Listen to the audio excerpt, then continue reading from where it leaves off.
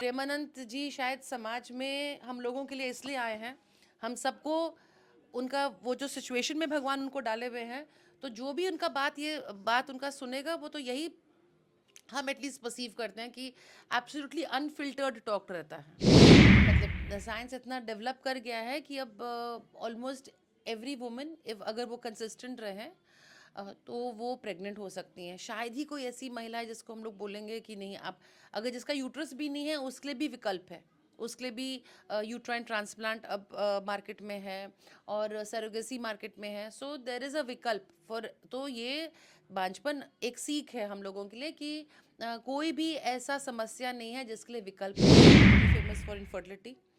और जिन लोगों को सालों से और सब जगह से निराश होकर, इनफैक्ट आईवीएफ भी जिस लोगों का फेल हुआ है, वो महिलाएं भी यहाँ पे आके, बहुत सारी महिलाएं आके यहाँ पे हमको ऐसा लगता है कि सुख प्राप्त की हैं।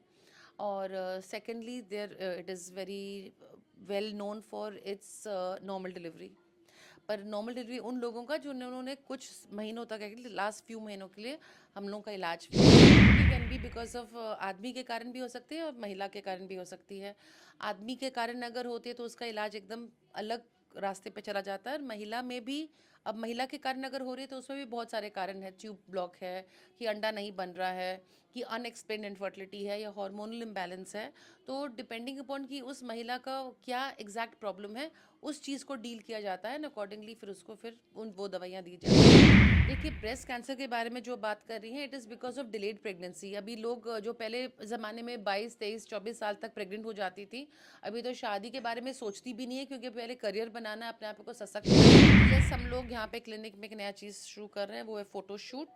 और सो प्रेगनेंसी के दौरान द जर्नी ऑफ प्रेगनेंसी और डिलीवरी का जो है उसका मेमोरीज़ के लिए एक फ़ोटो शूट हम लोग स्टार्ट करवा रहे हैं अपने क्लिनिक। नमस्कार, आप न्यूज फाउंडेशन देख रहे हैं। मैं हूं आपके साथ वंदना। आज हम बात करेंगे सिर्फ और सिर्फ महिलाओं से जुड़ी समस्याओं पर। हमारे साथ बात करने के लिए हैं पटना के जाने माने सुप्रसिद्ध डॉक्टर गायनोकोलॉजिस्ट डॉक्टर सारिका राय। सबसे पहले स्वागत है आपका न्यूज फाउंडेशन। नमस्ते, नमस्ते। आपसे सबसे पहला सवाल हमारा यही होगा कि आपका जो भी समय रहता है वो बहुत ही महत्वपूर्ण समय होता है। उन सब समयों में से निकाल करके आपने महाराज जी, प्रेमानंद जी महाराज जी से आपने मिली। कैसा महसूस हुआ उस दौरान जब आप उनसे मिली थी? तो कैसा, मतलब एक होता है कि बहुत लोग उनके बारे में जानना चाहते हैं, तो शायद है कि हम अपने ही विचार से सुनना चाहते हैं।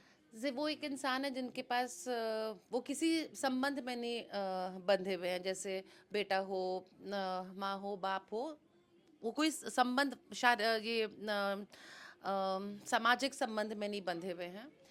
और ना ही वो कोई फाइनेंशियली अपने आप को कोई इस्टेब्लिश करना चाहते हैं, कोई संस्था बनाना चाहते हैं, कि कॉलेज बनाना चाहते हैं, कि स्कूल बनाना चाहते हैं। उनका खुद ऐसा, उनको उनका जो कुछ है वो अपने, हमको ऐसा लगता है कि जो वो बोलते हैं वो अपनी आत्मा से बोलते हैं, और वो किसी से डरते नहीं है, या किसी को प्लीज़ करने के लिए, किसी को खुश करने के लिए, कि हमको ये और बढ़ाना है, अपने फॉलोअर्स बढ़ाने हैं। वो उनके चेहरे से ही लगता है। जो इंसान is half on death bed, he knows कि उनका लाइफ आयु कितना है, और वो इंसान के बोलते हैं ना कि मरता हुआ आदमी कभी झूठ नहीं बोलता है। तो प्रेमानंद जी शायद समाज में हम लोगों के लिए इसलिए आए हैं, हम सबको उनका वो जो सिचुएशन में भगवान उनको डाले हुए हैं, तो जो भी उनका बात उनका सुनेगा वो तो यही हम एटलीस्ट परसीव करते हैं कि एब्सोल्युटली अनफिल्टर्ड टॉक रहता है।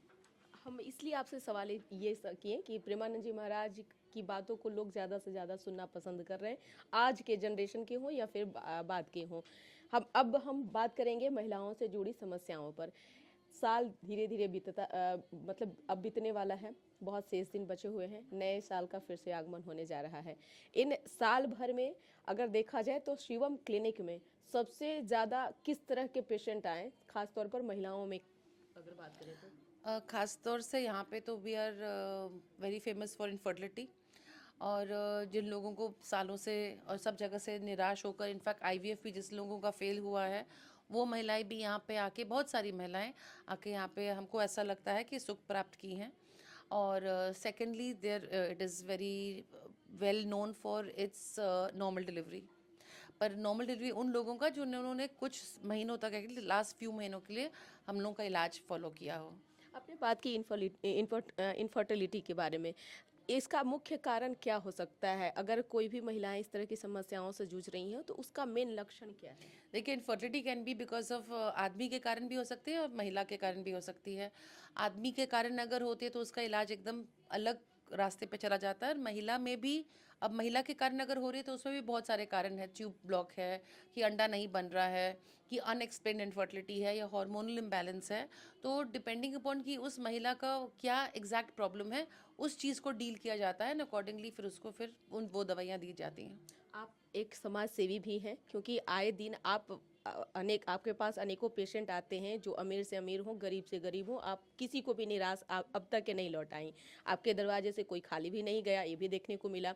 आए दिन आप सामाजिक कार्यों में भी जुड़ी हुई रहती हैं, कई चीज़ें जो हैं आपके द्वारा किया जा रहा है। लेकिन सवाल यह है कि इन दिनों सबसे ज़्यादा अगर कोई समस्या से जूझ रहा है तो वो है बंझापन। क्या एक ये श्राप है या फिर अभिशाप भी इसको मान सकते हैं, या फिर इसका कोई इलाज भी हो सकता है? क्योंकि आज के देखिए, भगवान की मेहरबानी से, और मतलब साइंस इतना डेवलप कर गया है कि अब ऑलमोस्ट एवरी वुमन, इफ अगर वो कंसिस्टेंट रहे, तो वो प्रेग्नेंट हो सकती हैं। शायद ही कोई ऐसी महिला है जिसको हम लोग बोलेंगे कि नहीं, आप अगर जिसका यूट्रस भी नहीं है उसके लिए भी विकल्प है।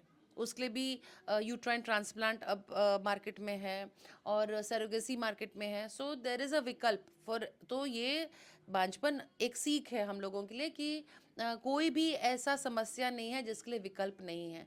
पर यही है कि उस विकल्प, कोई कोई डॉक्टर ये विकल्प निकालेगा, कोई डॉक्टर ये दूसरा विकल्प निकालेगा, तीसरा डॉक्टर तीसरा विकल्प निकालेगा, पर तीनों डॉक्टर आपके लिए एक विकल्प निकालेंगे। तो आप किसी एक डॉक्टर पे पूर्ण विश्वास करके उनके साथ रहिए, और आपको ज़रूर प्रेगनेंसी तक पहुंचाएंगे। मतलब एक श्योर है कि मतलब अब जो मतलब पहले लोग इसको समझते थे कि लाइलाज है, लेकिन अब वो है कि जी इलाज जो जी है जी। निश्चित तौर पे। लेकिन एक सवाल आपसे यह भी रहेगा कि आपके पास किसी भी तरह की अगर महिलाओं में समस्या अगर आती है तो सबसे पहला नाम आता है डॉक्टर शारिका राय का। और आपका ये गॉड गिफ्टेड भी कह सकती हैं, या फिर ये भी कह सकती हैं कि आपने जो भी समाज के लिए आपने किया, या फिर आप कहें कि आपके कुछ ब्लेसिंग भी भगवान के भी होते हैं। उस हिसाब से जिस तरह से अभी आपने ट्रीटमेंट महिलाओं की कर रही हैं, उस दौरान क्या क्या समस्याएं आपको देखने के लिए मिलता है? बहुत सारे पेशेंट आते हैं, ग्रामीण महिलाएं होती हैं, बहुत सारी ये मतलब महिलाएं आती हैं, तो क्या क्या चीज़ें झेलने को मिलती है? देखिए, एक समस्या ये है कि एक्सेप्टेंस ऑफ ट्रीटमेंट, सबसे बड़ा समस्या जो हम इलाज करते समय हम जो फेस करते हैं, वो ये है कि पेशेंट को जो जो उसका क्लिनिकल सिनेरियो है, जो उसकी बीमारी है, उस बीमारी के लिए उसके लिए जो सबसे उचित इलाज है, वो मरीज़ डॉक्टर के ऊपर नहीं छोड़ता है आजकल। वो मरीज़ अभी मरीज़ चाहता है कैफेटेरिया चॉइस, मतलब जैसे रेस्टोरेंट में जाके हम मेनू कार्ड देते हैं और हम बताते हैं कि भैया ये भी है, ये भी है, ये भी है, ये भी है, आपको इसमें से क्या चाहिए आप टिक कीजिए। तो अब डॉक्टरी वैसा हो गई है कि अब हमको ना मरीज़ को मेनू कार्ड देना पड़ता है कि भैया हम ये भी कर सकते हैं, ये भी कर सकते हैं, ये भी कर सकते हैं, आप बताइए हमको क्या करना है, जो आइडली नहीं होना चाहिए। Ideally the doctor should be given a free hand कि भैया हमको, और डॉक्टरों को भी फिर जब आपको फ्री हैंड मिल रहा है तो ये डॉक्टरों की भी जिम्मेवारी है कि हम ऑनेस्टली और हृदय से जो सही में कम से कम खर्च में मरीज के हित में जो हो, नॉट आपके इंस्टीट्यूट के हित में, मरीज के हित में जो ट्रीटमेंट प्रोटोकॉल हो, वो आप बताएं और मरीज उसका स्वीकार है। जैसे मोस्ट बिगेस्ट प्रॉब्लम इज, अगर हम एजोस्पर्मिक या जिसका हस्बैंड का स्पर्म काउंट कम है, उन लोगों को अगर हम दो ही रास्ता हम दिखा पाते हैं कि चाहे तो आप IUID करिए, बाहर का सीमेन लीजिए, या फिर आप IVF इक्सी की तरफ जाइए। तो यहाँ पे फिर मरीज़ को थोड़ा सा कन्विंस करना या उसको समझाने में थोड़ी अड़चनें ज़रूर आती हैं, बट यही अड़चनों को पार करना ही तो डॉक्टरी है। मतलब है कि थोड़े देर के लिए अगर मरीज ये समझ जाएं कि इन्हीं बातों से हमें लाभ आने वाले समय में मिल जी सकता बिल्कुल है, बिल्कुल। तो फिर दिक्कतें नहीं आएंगी। जी निश्चित तौर पे साल भर का अगर हम देखें, हिस्ट्री अगर देखना चाहें, तो आप मतलब कितनी सारी ऐसी महिलाएं हैं जो कि आपके थ्रू माँ बनी, और उन्हें माँ का मतलब एक होता है कि महिला प्रॉपर कहा गया, ये मतलब गांव के लैंग्वेज में कहा जाता है कि महिला तभी प्रॉपर होती है जब वो एक माँ बनती है, और माँ बनने की खुशी महिलाओं की एक अलग ही देखी गई है। इस दौरान अगर देखा जाए तो आज भी ऐसे न्यू जनरेशन के भी हैं जो कि पीसीओडी समस्याओं से जूझ रहे हैं। कई तरह की समस्याएं जो कि बाहर के इन्वायरमेंट में वो एडजस्ट नहीं कर पा रही हैं, बाहर के खान पान को नहीं वो एडजस्ट कर पा रही हैं। तो वैसे परिस्थिति में आप क्या सजेस्ट करना चाहेंगे न्यू जनरेशन को खास तौर पर? डेफिनेटली माँ बनना एक सौभाग्य की बात है। और क्योंकि आप एक जीव को इस धरती पर लाती हैं जो आप अपने संस्कार देती हैं। अब आपके कैसे संस्कार हैं वो हर इंसान अपने संस्कारों को अच्छा ही मानता है। पर हम इस समाज को आगे कैसे बढ़ाते हैं आपके नेक्स्ट जनरेशन से, तो और वो जनरेशन को आगे बढ़ाने का उत्तरदायित्व भगवान ने ही औरतों को दिया हुआ है, जो हम लोग को लगता है वो एक टॉप प्रायोरिटी होनी चाहिए, जो आजकल नहीं हो पा रही है। आजकल महिलाओं को काम भी करना पड़ता है। अगर वो पैसा नहीं कमाती हैं तो उनका शायद अस्तित्व ससुराल में पूछा नहीं जाता है।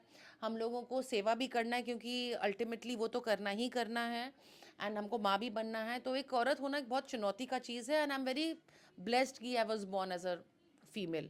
हम एक औरत बन के पैदा हुए हैं, उसके लिए हम अपने आप को बहुत ब्लेस्ड फील करते हैं। और हम चाहते हैं कि भगवान मुझे शक्ति दे कि मैं अपनी सारी जिम्मेवारियों को अच्छे से निभा पाऊँ। तो मतलब महिला हर एक जो चाहे वो ये यंग जनरेशन हो या फिर ऑलरेडी जो माँ बन चुकी हैं वो इन बातों को फॉलो करें। आजकल की महिलाओं को अपने अधिकारों के बारे में पूरा ज्ञान है, पर अपनी जिम्मेवारियों का ज्ञान भूलती चली जा रही हैं। और ये समाज के लिए बहुत ही बड़ा दुर्भाग्य का विषय होने वाला है। आप अपने अधिकारों को बहुत अच्छे से जानती हैं, बहुत ज़्यादा अच्छे से, पर जिम्मेवारी आपको अपनी एकदम ही भूलती चली जा रही हैं। इसलिए next generation is going to be in big trouble. महिलाओं में ये भी देखा गया है कि वो ब्रेस्ट कैंसर से अधिक जूझी हैं। आए दिन यूट्रस में भी कैंसर की समस्याएं देखने को मिलती हैं महिला खातर। लेकिन सबसे टॉप मोस्ट अगर डॉक्टर की बात करें तो उस जगह पे सरकार सबसे सर्वप्रथम में आती हैं। तो ये सफलता कैसे मतलब आगे और भी जारी रहेगा? आपका जो रिसर्च हो आगे भी जारी रहेगा? क्योंकि महिला आए दिन क्या होती है कि वो सभी का ख्याल तो रखती हैं लेकिन खुद का ख्याल नहीं रख पाती हैं। तो ये सरकार का कंटिन्यूअस आगे भी जारी रहेगा? देखिए, ब्रेस्ट कैंसर के बारे में जो बात कर रही हैं, it is because of delayed pregnancy. अभी लोग जो पहले ज़माने में 22, 23, 24 साल तक प्रेग्नेंट हो जाती थी, अभी तो शादी के बारे में सोचती भी नहीं है, क्योंकि पहले करियर बनाना है, अपने आप को सशक्त करना है, कमाने लायक बनना है, तभी आपको छोका जाता है ससुराल के अंदर। क्योंकि यदि वहाँ जाके आप कमाई नहीं तो शायद आपका गुजारा वहाँ पे मुश्किल कर दे। तो ये सब चीज़ें हो रही हैं, समस्या का एक विषय हो रहा है। प्लस अभी एक ही बच्चा का योजना है, क्योंकि वर्किंग वुमेन है, एक भी बच्चा पालना बहुत मुश्किल होता है, तो और बच्चे पैदा नहीं करती हैं, ब्रेस्ट फीडिंग नहीं करवा पाती हैं। ये सब कारण है ब्रेस्ट कैंसर ज़्यादा होने का बेसिकली। निश्चित तौर पर एक हम बात कर लेते हैं कि आपने क्रिसमस डे के दिन बहुत अच्छे से सेलिब्रेट करती हैं। जो उस दिन बच्चे आपके यहाँ जन्म लेते हैं कभी सैकड़ों की संख्या में हो जाते हैं, कभी उससे भी ज़्यादा हो जाते हैं, हमेशा से देखा गया है। तो इस बार क्या कुछ खास तैयारी चल रही है? जी, हर फेस्टिवल को हम लोग अपने क्लिनिक में सेलिब्रेट बिल्कुल, करते हैं, भले हम मीडिया को में लाएं या नहीं लाएं, बट जो भी पेशेंट लोग वहाँ पे हम लोग के साथ रहते हैं, we celebrate Christmas, new year, क्योंकि वो उस समय अपने घर में नहीं रहते हैं, तो why should they miss the fun just because they had a baby.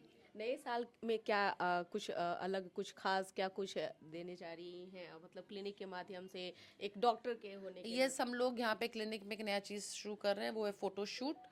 और सो प्रेगनेंसी के दौरान द जर्नी ऑफ प्रेगनेंसी और डिलीवरी का जो है उसका मेमोरीज के लिए एक फ़ोटो शूट हम लोग स्टार्ट करवा रहे हैं अपने क्लिनिक में। अच्छा, जो कि मतलब जो महिलाएं थी वो बाहर जाकर के करवा रही थी लेकिन अब वो क्लिनिक में ही, हाँ। क्लिनिक में ही अवेलेबल है।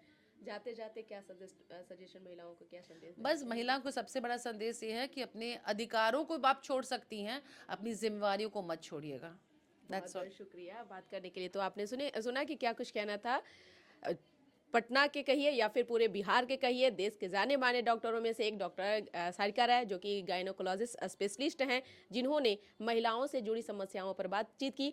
और यही नहीं, उन्होंने यंग जनरेशन को भी बहुत सारे मैसेज दिए हैं। तो इस खबर को ज़्यादा से ज़्यादा लोगों तक पहुंचाएं, ताकि अगर आप में भी ये समस्या है तो आप जल्द से जल्द इलाज करा पाएं। इसको बस इतना ही। सहयोगी रोहित के साथ न्यूज़ फॉर नेशन पटना।